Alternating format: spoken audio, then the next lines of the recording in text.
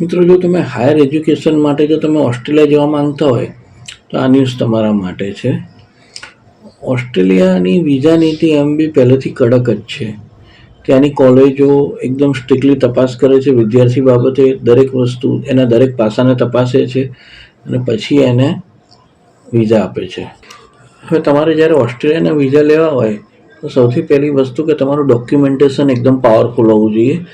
ઓસ્ટ્રેલિયાવાળા strictly આ બધા ડોક્યુમેન્ટની તપાસ કરે છે અને એમાં જો તમારે જો કોઈ ખામી દેખાય તો વિઝા રિજેક્શનનો ચાન્સ વધી જાય છે. એટલા માટે આપણે પહેલેથી જે રીતની તૈયારી કરવી જોઈએ કે આપણો એકદમ સ્ટ્રોંગ ફાઇલ બને. હવે ડોક્યુમેન્ટમાં ફર્સ્ટ નંબર પર જે આવે છે એ COE છે. COE એટલે કન્ફર્મેશન ઓફ એનરોલમેન્ટ. આ કોલેજ જારી કરે છે અને એના પરથી ખ્યાલ આવે છે કે આ સ્ટુડન્ટનું ત્યાં એડમિશન થઈ ગયું છે. હવે બીજું જે સૌથી મહત્ત્વનું ડોક્યુમેન્ટ છે એ છે વેલિડ પાસપોર્ટ. પાસપોર્ટ પરથી ખ્યાલ આવે છે કે કઈ વ્યક્તિ કયા દેશમાં જઈ રહી છે. તમારે એ ધ્યાન રાખવાનું છે કે તમારા પાસપોર્ટને ઓછામાં ઓછા 6 મહિનાની વેલિડિટી બાકી હોવી જોઈએ. હવે થર્ડ નંબર પર આવે છે એકેડેમિક ટ્રાન્સક્રિપ્ટ, જેમાં તમારા સ્કૂલ કોલેજના બધા સર્ટિફિકેટ આવી જાય છે. એ ઉપરાંત પોલીસ ક્લિયરન્સ સર્ટિફિકેટ હોવું જોઈએ અને પાસપોર્ટ સાઇઝના ફોટા હોવા જોઈએ. હવે તમારે ઓસ્ટ્રેલિયા જવું હોય એટલે તમને અંગ્રેજી આવડવું જરૂરી છે ખાસ તો. એટલે તમારે ટોફેલ છે, IELTS છે, PTE છે, આવી કોઈ ઇંગ્લિશની પરીક્ષાનો ત્યાં ટેસ્ટનો સ્કોર બતાવવો પડે છે.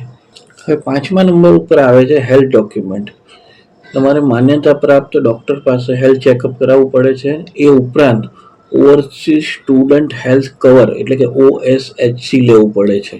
હવે તમારે ડોક્યુમેન્ટ બાબતે તો તમે પ્રોપર થઈ ગયા કે ભાઈ મારી પાસે બધા ડોક્યુમેન્ટ છે, પણ એ ઉપરાંત તમારે તમારી ફાઇનાન્શિયલ કન્ડિશન પણ સ્ટ્રોંગ બતાવવી પડે છે.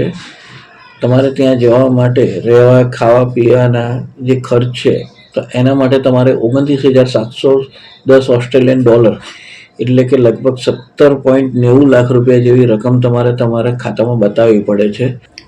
મિત્રો, એજ્યુકેશન અને કેરિયર બાબતે અમે રોજેરોજ નવી નવી માહિતીઓ લાવતા રહીએ છીએ. પણ જો તમે આ ફોલો ના કરી હોય, તમે સબસ્ક્રાઈબ ના કરી હોય કે લાઈક ના કરી હોય ચેનલને, તો કરી લેજો, જેથી આવી મહત્ત્વની બાબતો તો તમારાથી છૂટી ના જાય.